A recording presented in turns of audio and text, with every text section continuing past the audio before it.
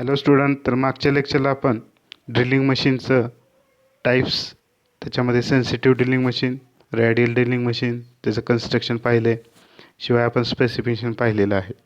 तर आज आपण operations perform on drilling machine पाहणार आहोत. तर various operations are perform on drilling machine. त्यामध्ये पहिलं जे आपल्याला माहिती आहे ते म्हणजेच ड्रिलिंग ऑपरेशन. ड्रिलिंग ऑपरेशन म्हणजेच काय की आपल्याला वर्कपीसमध्ये सर्क्युलर होल आपल्याला तयार करायचा आहे by removing metal by means of cutting tool that is drill. Okay, तर अशा पद्धतीनं आपल्याला वर्कपीसमध्ये जेव्हा होल पाडायचा असेल, सिलेंड्रिकल होल पाडायचा असेल, सर्क्युलर होल पाडायचा असेल, तर आपण त्या ऑपरेशनला काय म्हणतो? ड्रिलिंग ऑपरेशन म्हणतो. मग ते करण्याच्या आधी आपल्याला ज्या ठिकाणी होल पाडायचा आहे त्याचा आपण सेंटर मार्क करणं आवश्यक आहे. मग तो जो काय आहे तो सेंटर आपण लोकेट करणं, आणि सेंटर लोकेट केल्याच्या नंतर जिथं होल पाडायचं आहे तिथला सेंटर लोकेट करायचा. ते लोकेट केल्याच्या नंतर आपण जो पंच यूज करतो तो सेंटर पंचच्या साह्यानं आपण तिथं एक मार्किंग करायचं किंवा इंडेंटेशन करायचं. सेंटर पंचच्या साह्यानं तिथं एक खूण करायची किंवा आपण तिथं मार्किंग करायचं.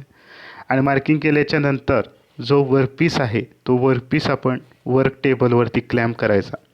आता स्पिंडलमध्ये किंवा ड्रिल चेकमध्ये ड्रिल पकडलं असेल, ठीक आहे, त्याच्यानंतर आपण त्या सेंटरच्या ठिकाणी जिथं आपण इंडेंटेशन केलं आहे, मार्किंग केलेलं आहे, त्या मार्किंगच्या ठिकाणी जो ड्रिलचा पॉईंट आहे तो पॉईंट आपण तिथं न्यायचा आहे. आणि त्यानंतर आपण तिथं जे फिरणारं ड्रिल आहे ते आपण काय करायचं आहे? फीड करायचं आहे. फीड केल्याच्या नंतर तिथं कटिंग ॲक्शन होणार आहे आणि कटिंग ॲक्शन झाल्याच्या नंतर तिथं होल पडणार आहे. So operation of producing cylindrical hole in the workpiece by means of a cutting tool known as drill is known as drilling operation. So for that, before drilling we have to locate the center of the hole, and it is located by means of a center punch which is used to produce an indentation at the center. म्हणजे एक खूण तयार करतं, centre punch mark तयार करतं. So drilling ऑपरेशनमध्ये एक लक्षात घ्या की जे काय होल आहे, जे आपण होल पाडतो ते करेक्ट साईजचं मिळत नाही. थोडंसं स्लाईट जास्त साईजचं मिळतं, कारण व्हायब्रेशनमुळं त्याच्यामुळं आपल्याला काय मिळतं की जे काय रिक्वायर्ड साईजचं होल पाहिजे त्याच्यापेक्षा थोडंसं ओव्हर साईजचं आपल्याला त्यामध्ये होल मिळू शकतं व्हायब्रेशनमुळं. हे मात्र तुम्हाला लक्षात ठेवायचं आहे. आता ठीक आहे, आपण जे मार्किंग केलेलं आहे त्या मार्किंगच्या ठिकाणी आपण काय करायचं आहे? ड्रिल फीड करायचं आहे. ड्रिल फीड केल्याच्या नंतर तिथं काय करणार आहे? ड्रिल होल पाडणार आहे. ठीक आहे, आणि होल कसं पाडणार आहे? तर त्यातलं मटेरियल रिमूव्ह करून चिपच्या स्वरूपात आपण त्यामध्ये तिथं वर्कपीसमध्ये होल पाडणार आहे. पण आपण एक लक्षात घ्यायचं आहे की ड्रिलिंग ऑपरेशनमध्ये जे काय होल पडतं ते एक्झॅक्ट साईजचं पडत नाही, ते थोडंसं स्लाईट ओव्हर साईजचं पडतं, कारण व्हायब्रेशनमुळं ते होऊ शकतं, स्पिंडलच्या व्हायब्रेशनमुळं आणि ड्रिलमुळं ते ओव्हर साईजचं होऊ शकतं. Next operation is rhyming operation. आत्ता आपण जे पाहिलं की ड्रिलिंग ऑपरेशनमध्ये एक्झॅक्ट साईजचं आपल्याला होल मिळत नाही. मग जो होल आहे ते करेक्ट साईज करण्यासाठी किंवा त्या होलची फिनिशिंग करण्यासाठी आपण रिमिंग हे ऑपरेशन करतो.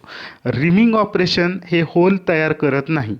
जर ते ऑलरेडी होल तयार झालेला असेल, ड्रिलिंग ऑपरेशननं होल तयार झालेला आहे, त्या होलचा पाथ हे रिमर फॉलो करतो आणि त्या होलमधलं slight material, small amount of material ते रिमूव्ह करतं आणि त्या होलला फिनिशिंग चांगलं करण्याचं काम हे काय करतं?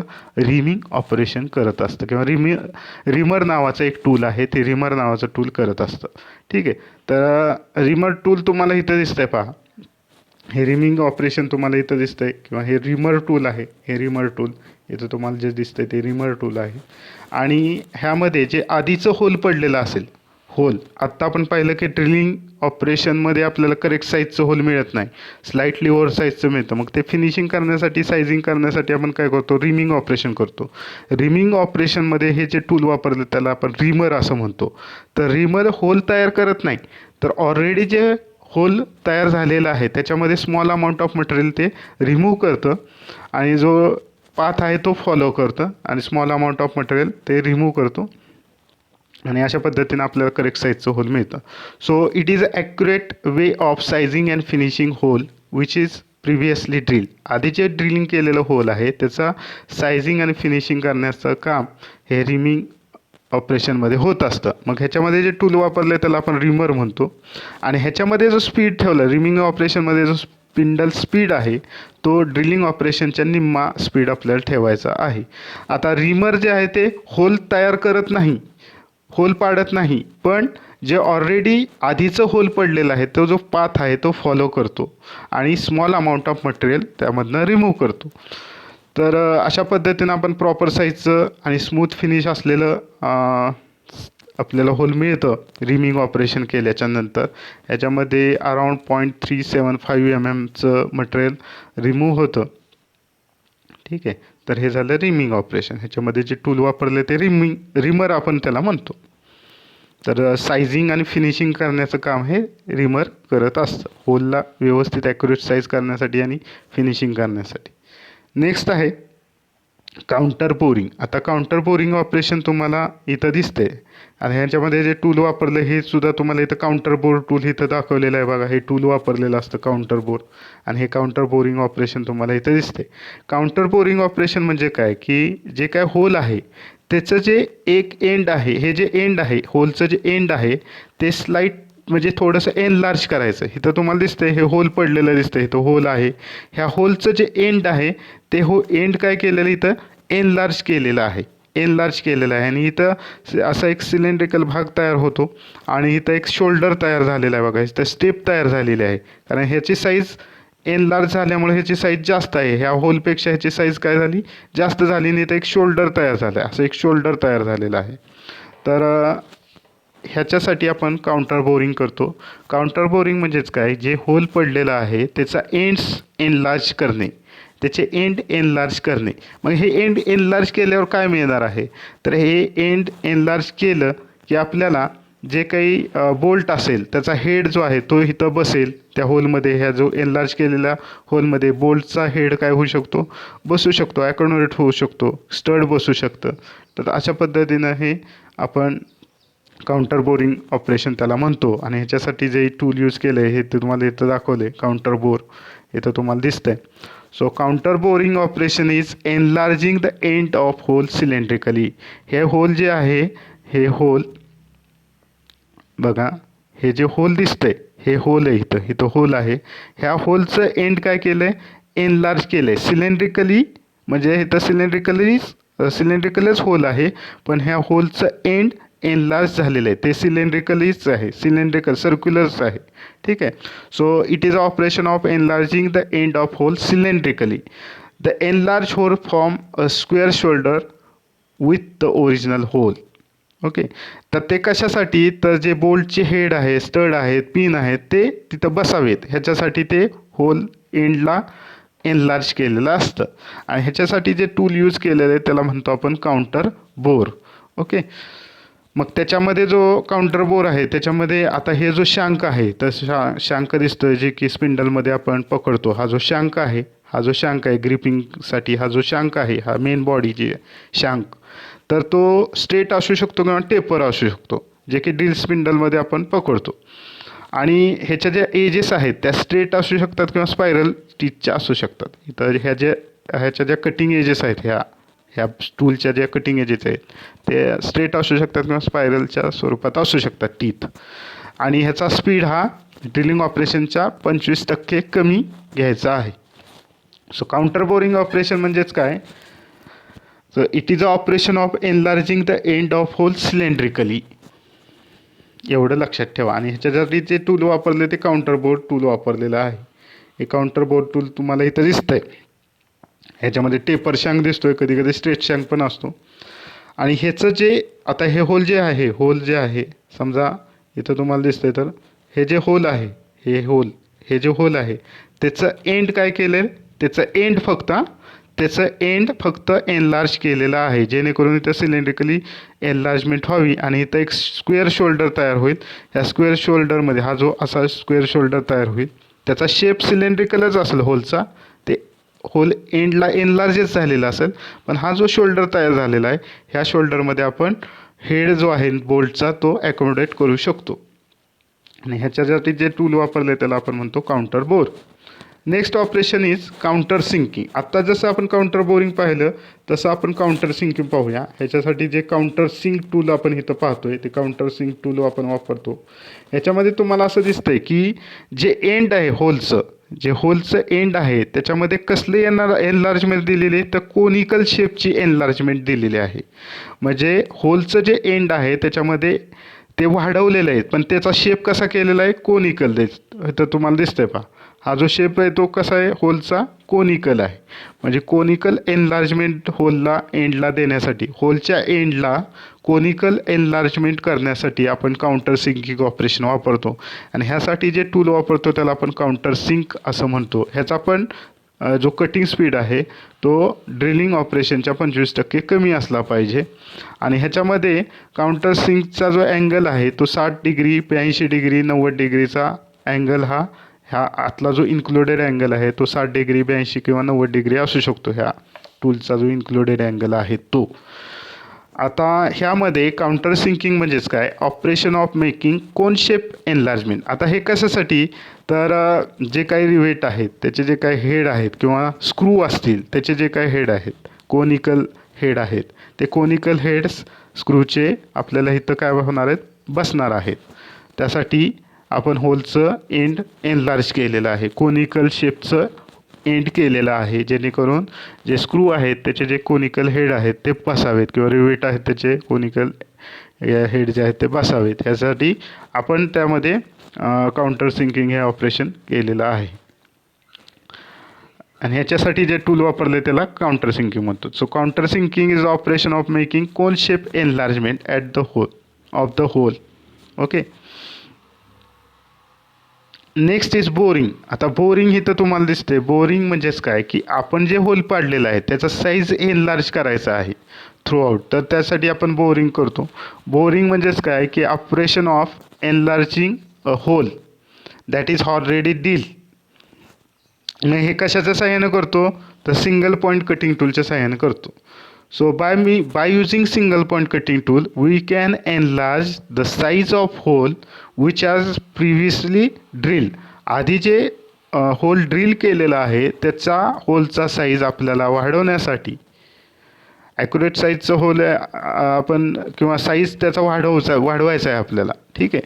तर तो साईज वाढवण्यासाठी आपण बोरिंग हे ऑपरेशन करतो. मग बोरिंग हे ऑपरेशनसाठी काय हा बोरिंग बार आहे ज्याच्यामध्ये single point cutting tool provide केलेला असेल किंवा फिक्स केलेला आहे सिंगल पॉईंट कटिंग टूल. इथं तुम्हाला दिसतंय पहा. तर हा जो बोरिंग बार आहे याला सिंगल पॉईंट कटिंग टूल दिलेला आहे. आणि अशा पद्धतीने स्पिंडल फिरल्याच्यानंतर बोरिंग टूल काय करणार आहे त्या होलची साईज वाढवणार आहे. साईज वाढवणार आहे म्हणजेच होल एनलार्ज करणार आहे. जे काही आधीचं होल आहे त्याची साईज आपण वाढवणार आहे त्याला आपण म्हणतो boring by means of a single point cutting tool. So finish hole accurately म्हणजे त्याचा ॲक्युरेट साईज पण आपल्याला त्यामध्ये मिळतो. बोरिंग केल्याच्यानंतर रिक्वायर्ड साईजचा पण आपण होल चा साईज मिळवू शकतो एनलार्ज करून hole. Okay. So as to finish hole accurately and to give the required size and correct roundness of hole. त्याच्यामुळे राऊंडनेससुद्धा होलचा करेक्ट येतो. So boring is nothing but it is an operation of enlarging the hole which was previously drilled. So in this the boring bar is used and on the boring bar single point cutting tool is provided. By means of this single point cutting tool we can enlarge the size of drill hole and accurately we get the required size and finish as well as boring will correct the roundness of the hole. Next is tapping operation. आता इथं तुम्हाला tap नावाचं tool दिसतं. इथं तुम्हाला इथं tap दिसत आहे आणि इथं टॅपिंग ऑपरेशन दिसतं आहे. टॅपिंग ऑपरेशन म्हणजेच काय आपण जे होल पाडलेलं आहे त्याच्यामध्ये जर आपल्याला इंटरनल थ्रेड्स पाडायचे असतील किंवा इंटरनल थ्रेड्स पाहिजे असतील तर टॅपिंग हे ऑपरेशन आपण करतो. आणि ह्याच्यामध्ये जे टूल वापरलेलं आहे त्याला आपण टॅप असं म्हणतो. हे टॅपिंग ऑपरेशन आहे. इथं टॅप नावाचं टूल दिसते आहे. ठीक आहे. So when the tap is screwed in to hole it removes the material and cut internal threads. मग आपल्याला जे इंटरनल थ्रेड्स पडलेले आहेत ते इंटरनल थ्रेड्स त्याच्यामध्ये परत आपण एक्सटर्नल थ्रेड्स मॅच करून आपण फिट करू शकतो. ठीक आहे. For tapping the size of drill hole must be smaller than size of tap. Okay. So त्याला फॉर्म्युला आहे drill size equal to tap size minus 2 into depth of thread. T is tap size minus 2D. आता minus 2D इकडे गेलं तर काय होईल, drill size plus 2D म्हणजे tap size काय पाहिजे, टॅप साईज मोठा पाहिजे, म्हणजेच साईज ऑफ ड्रिल होल काय पाहिजे, टॅप साईजपेक्षा ड्रिलचा साईज हा कमी पाहिजे. Okay. So drill size is equal to tap size minus 2 into depth of threads. दोन्हीकडं इथं दोन साईड दिसतात आपलं, ही आणि ही, त्यामुळं minus 2 into depth of thread, जी थ्रेडची डेप्थ आहे ती आपण कन्सिडर केलेली आहे. So tapping is nothing but producing internal threads in a hole which was previously drill. आधी जे होल पाडलेलं आहे ड्रिलिंग करून त्याच्यामध्ये आपल्याला इंटरनल थ्रेड्स पाहिजे असतील तर आपण टॅपिंग हे ऑपरेशन करतो. त्यासाठी जे टूल वापरतो त्याला आपण टॅप म्हणतो. इथं तुम्हाला टॅप टूल दाखवलेलं आहे आणि ह्याच्यामध्ये drill size is equal to tap size minus 2 into depth of threads. Okay. तर ह्या टॅपला थ्रेड्स दिसत आहेत तुम्हाला. Next is spot facing. Spot facing tool इथं तुम्हाला दाखवलेलं आहे. ह्याच्यामध्ये काउंटर बोर पण वापरलं जातं टूल, किंवा हे स्पॉट फेसिंगचं पण टूल वापरलं जातं. स्पॉट फेसिंग इथं दाखवलेलं आहे. स्पॉट फेसिंग म्हणजेच काय, squaring and finishing the surface of the hole on the top. हा जो टॉप सरफेस आहे होलचा, हा जो वरचा भाग आहे होलचा, जो वरचा भाग आहे टॉप सरफेस आहे, तो फिनिश करायचा, स्मूथ फिनिश करायचा, त्याला स्मूथ सरफेस करायचा. होलच्या भोवती स्मूथ सरफेस करणे वरच्या भागामध्ये होलच्या, त्याला आपण म्हणतो स्पॉट फेसिंग. म्हणजे वरचा फेस जो आहे, टॉप फेस आहे किंवा टॉप सरफेस आहे, तो फिनिश करायचा. म्हणजे होलच्या बाजूनं वरचा सरफेस हा स्मूथ झाला पाहिजे, जेणेकरून आपण त्याच्यामध्ये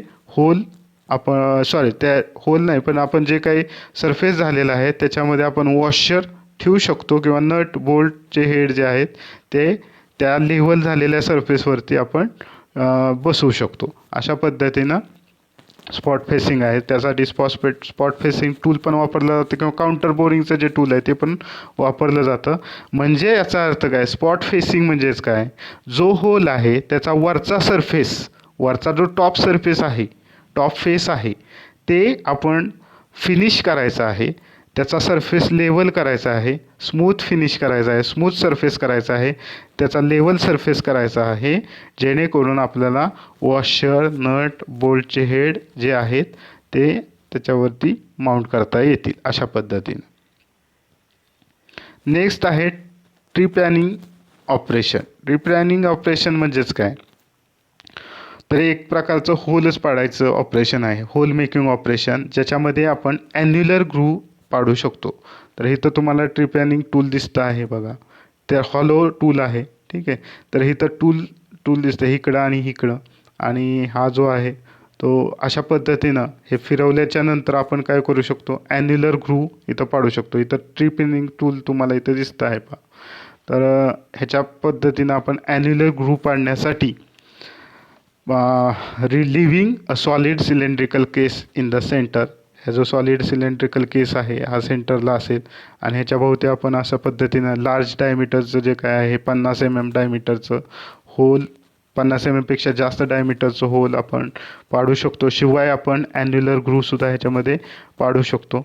आणि हे जे टूल आहे ते हॉलो आहे, आणि हे टूलच्या साहाय्यानं आपण जे मटेरियल आहे ते सर्कम्फरन्सच्या अलॉंग रिमूव्ह करतो. Metal removes along the circumference, आणि ह्याच्यामध्ये नंबर ऑफ 1 किंवा जास्त कटिंग एजेस आहेत at the along the circumference of the circles to produce annular groove, किंवा 50 mm पेक्षा जास्त डायमीटरचं होल आपण पाडू शकतो. So this is a trepanning operation. Trepanning operation म्हणजेच काय, की होल पाडायचा असेल 50 mm डायमीटरपेक्षा जास्त, किंवा ॲन्युलर ग्रूव्ह पाडायचा असेल living a solid cylindrical case in the centre, तर त्यासाठी ट्रीपॅनिंग टूल आपण वापरतो. ट्रीपॅनिंग टूल हे हॉलो आहे, आणि सर्कम्फरन्सच्या अलॉंग इथं जे टूल दिलेलं आहे तर बघा इथं टूल दिलेलं आहे बघा, सर्कम्फरन्सच्या अलॉंग इथं टूल दिलेलं आहे. इथं सॉलिड सिलेंड्रिकल केस आहे ॲट द सेंटर आणि इथं टूल दिलेलं आहे. तर सर्कम्फरन्सच्या अलॉंग आपण काय करू शकतो, मेटल कट करू शकतो आणि तिथं होल पाडू शकतो मोर दॅन 50 mm डायमीटर, किंवा ॲन्युलर ग्रूव्हसुद्धा आपण पाडू शकतो. तर अशा पद्धतीने ट्रिप लाईन टूल वापरलं जातं. तर अशा पद्धतीचे ड्रिलिंग ऑपरेशन आपण आत्ता पाहिलेले आहेत. आणि आता आपण जस्ट पुढे जाणार आहोत, ते म्हणजेच स्पीड आणि फीड. ड्रिलिंग स्पीड, जेव्हा ड्रिल मशीनचा आपण उपयोग करतो तेव्हा जो स्पीड असतो तो टूलचा, आपण टूल फिरवतो त्यामुळे टूलचा स्पीड आपण त्यामध्ये पकडतो. तर ड्रिलिंग स्पीड, त्यामध्ये cutting speed in drilling is peripheral speed of drill relative to work. आता इथं काय फिरतंय, तर इथं ड्रिल फिरतंय, म्हणून ह्याच्यामध्ये आपण काय करूया, तर कटिंग स्पीड ची डेफिनेशन लिहिताना ड्रिलिंगच्या बाबतीमध्ये, cutting speed in drilling is the peripheral speed of drill relative to work. वर्कपीसच्या रिलेटिव्ह जो ड्रिलचा स्पीड आहे, म्हणजे ज्याच्या साहाय्यानं आपण मेटल कट करणार आहे, तर त्याला आपण कटिंग स्पीड म्हणतो. मग ह्याच्यामध्ये pi D N upon 1000, D म्हणजे डायमीटर ऑफ ड्रिल, एन म्हणजे work speed in RPM. Okay, आणि ह्याचं कटिंग स्पीडचं युनिट काय आहे, metre per minute. So cutting speed depends on material, जे की कट करायचं आहे, टूलचं मटेरियल, वर्कपीसचं मटेरियल, किंवा मशीनची कॅपॅसिटी, किंवा सरफेस फिनिश रिक्वायर्ड, किंवा कूलंट, ह्याच्यावरती कटिंग स्पीड अवलंबून असतो. आता फीड म्हणजे काय, फीड ऑफ ड्रिल म्हणजे काय, it is a distance moves in to the work. जे ड्रिल फिरतंय ते आपण काय करतो, वर्कपीसच्या टुवर्ड्स वर्कपीस आपण फीड करत असतो. मग जे डिस्टन्स मूव्ह झालेलं आहे, टूल जे डिस्टन्स ॲडव्हान्सेस, जे टूल डिस्टन्स मूव्ह करतं आहे in to the work per revolution of spindle, each revolution of spindle, that is feed of drill. म्हणजे एका रिव्होल्युशनमध्ये टूल किती पुढं जात आहे, किती डिस्टन्स पुढे जात आहे एका रिव्होल्युशनमध्ये, त्याला आपण म्हणतो feed of drill. So distance the tool moves in to the work each revolution of spindle, किंवा per revolution of spindle. MM per revolution हे त्याचं युनिट आहे. त्याच्यानंतर मशीनिंग टाईमचं तुम्हाला इथं फॉर्म्युला दिलं आहे ड्रिलिंगच्या बाबतीत, तर त्यामध्ये तुम्हाला इथं दिसतंय, तर हा फॉर्म्युला तुम्हाला दिसतो, L + 0.3D, L + 0.3D upon F into RPM of drill, F into N. Okay, so L + 0.3D upon F into N. So L is depth of hole to be drill, ठीक आहे, आणि F is feed, N is RPM. तर अशा पद्धतीनं हे machining time आहे. Next, nomenclature of twist drill. आता हे जे आहे ते नॉमेनक्लेचर ऑफ ट्विस्ट ड्रिल आपण पुढच्या लेक्चरमध्ये पाहणार आहोत.